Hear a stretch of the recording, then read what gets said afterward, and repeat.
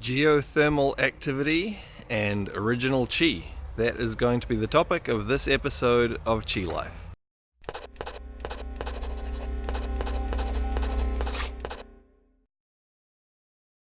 So carrying on from the last vlog, where I was in some caves and the water flowing through the caves, through the rivers, things like that. As I continued on my little journey, my little adventure, showing some visitors some of the sights of New Zealand, we then went to another place called Rotorua, and this area is famous for its geothermal activity. So it's one of the places, I don't know, I think probably most people coming to New Zealand go and visit and see what it's like, because there's lots of natural hot pools, there's some geysers, and things like this, and you know, quite a few of them which you can go and visit. And so we went to have a look at those, and I'm going to put some footage of these in the background as I talk about it. Maybe I'll talk about the geyser we visited first. It's called, I don't remember what it's called actually, but this geyser, it's a natural geyser. Left to its own devices, it would go off every 2 or 3 days. But what they do for the convenience of people visiting is they induce it to go off at the same time every day. And so that makes it nice and convenient for everyone who happens to want to see the geyser go off. And basically the way they do this is they put some surfactant, or in other words soap, into the geyser, and that makes it erupt. And it can go at various heights. Apparently when it's really active, it can go up to 20 meters and last for an hour. When we were there, it didn't last for so long, it all goes so high, but you'll see what we saw in the footage there. So yeah, kind of funny to see a geyser like that. It seems a little bit like the equivalent of putting some dishwashing soap into a water fountain to make it all foamy. But it is a natural geyser that would go off on its own if it wasn't induced regularly for the sake of the tourists. So anyway, I got to thinking, visiting this, how does this connect to Qigong and to our flow of energy within our body? What is that relationship, that mirroring from what we see on a large scale in the universe down into a smaller scale? And because energy coming to the surface, as it does in a geyser or things like that, you know, that's not the only way that energy comes to the surface. You know, if we think of that river going underground that I talked about in the last vlog about the caves, that water often finds its way back to the surface just in the form of a regular spring. It doesn't have to be geothermal, it just has to encounter the right ground conditions for it to come up.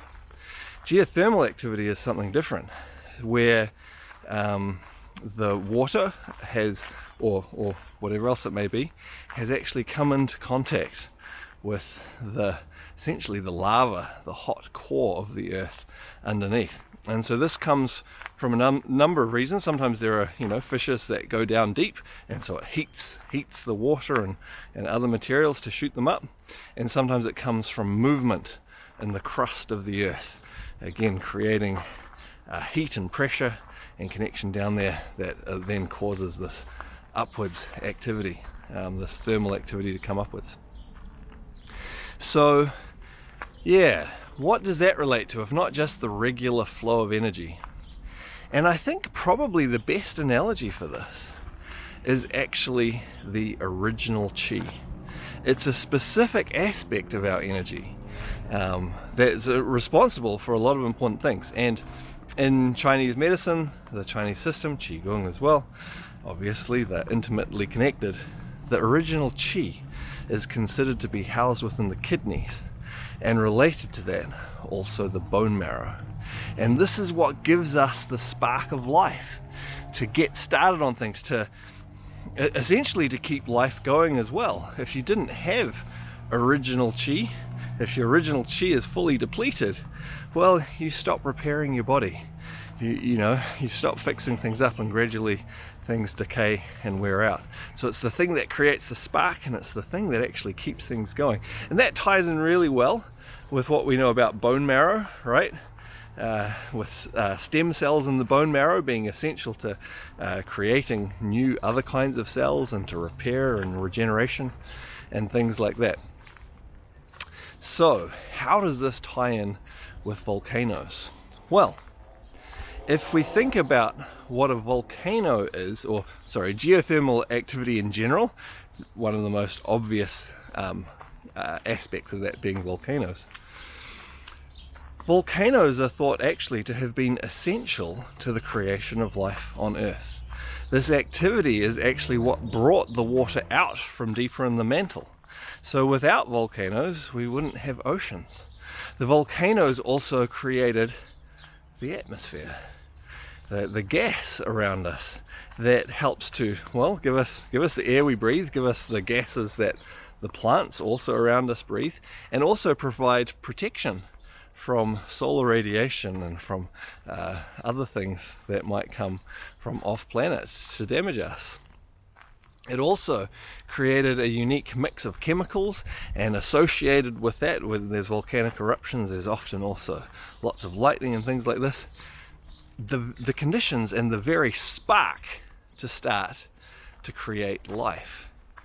And this is something I think that's really interesting, this connection between another aspect of nature and what we find happening inside us. Because of course, the bone marrow is deep inside our bones. And that's kind of where the essence comes out of to create, the life to a large degree within us. And equally the lava that, comes out with the volcanoes is deep inside. It also helps to understand some of the characteristics of the kidneys within Chinese medicine. Because while the kidneys are in charge of the water element, we normally think of water being cool, right? But it's actually incredibly important that the kidneys stay warm. And you think of that heating effect on the water from geothermal activity when it creates this heat. And this is one of the reasons why the kidneys, we often consider them as a yin organ, which they are, but they're quite unique amongst the organs in that we also consider them as having yang characteristics. And so we often talk about kidney yang as well, this heating and activating function, which comes largely from the original qi that keeps us going, keeps us alive, keeps us repairing and renewing. So fascinating always to explore nature, to see different interesting things. I mean, they're interesting just to look at, but interesting also to contemplate further the big scheme of things, how everything works together in the universe and also within us, and see what lessons we can learn and observe from observing nature. Now, the original qi is something that is really interesting to work with for really deep rooted problems within the body, within the energy. Sometimes, if they're really deeply rooted, the only way to address them is to go right to the level of the original qi, because anything else is superficial and it's not going to correct it, and you have to go right to the root. And if it's at that level, that's what you need to work with. And there are some interesting practices, qigong practices, that we can use for this. I did demonstrate some of these. This was, if you've been following the vlog, I was at a medical qigong conference in China not so long ago, and I did demonstrate some wuji practices at that conference, and which is essentially a big part of this is working with the original qi. And so that's not something I have taught too much. There are a few people who I have taught a little bit of that to.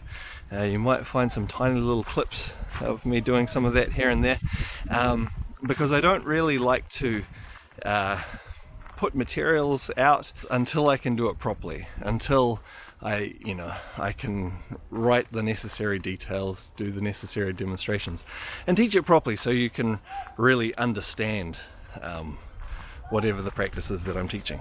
But that is something that you can look forward to, hopefully later on this year.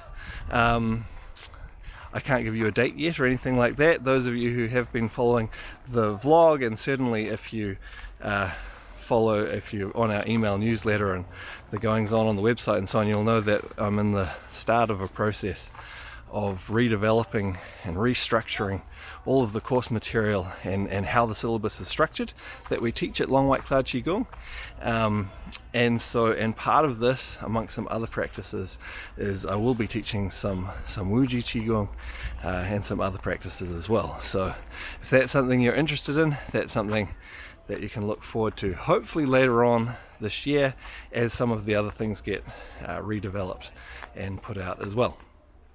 Okay, I hope you enjoyed the vlog again, maybe a little bit rambly, a little bit theoretical, but maybe some useful things for you in it. If you did like it, please like, comment, subscribe, share, all those good things, and I look forward to seeing you on the next one.